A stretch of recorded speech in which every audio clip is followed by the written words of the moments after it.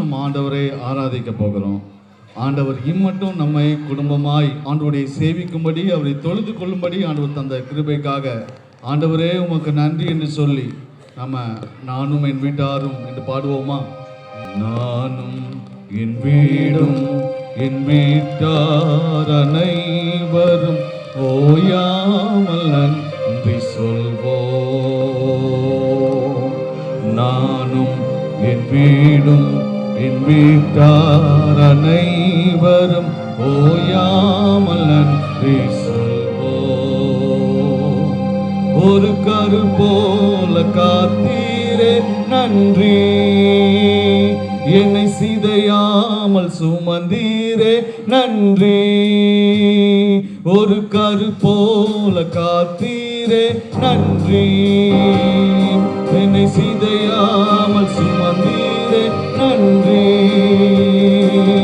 எபினேசரே எபினேசரே, இந்நாள் வரை சுமந்தவரே.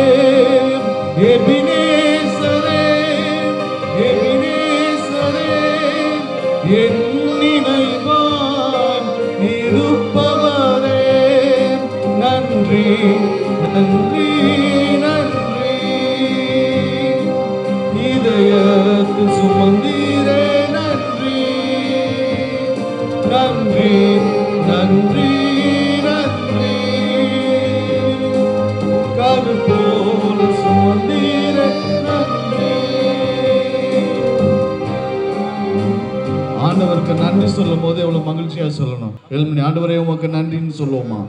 ஆண்டவர் நம்ம இம்மட்டும் நடத்திருக்கிறார். குடும்பமாக ஆண்டவருடைய ஆலயத்தில் அவரை பணிந்து கொள்ளும்படி, அவரை தொழுது கொள்ளும்படி குடும்பமாய் ஆண்டவர் நம்மை நினைத்திருக்கிறார்.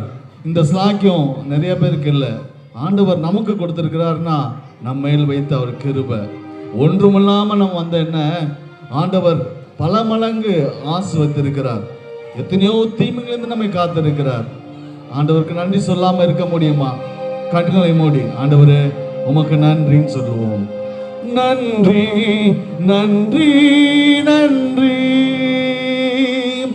இதயத்தில் சுமந்தீரே நன்றி சொல்வோம். நன்றி ஆண்டவரே நன்றி நன்றி நன்றி. கரு போல சுமந்தீரே நன்றி. நன்றி சொல்லுங்க ஆண்டவருக்கு. நன்றி நன்றி நன்றி. இதயத்தில் சுமந்தாரே, இதயத்தில் சுமந்தீரே நன்றி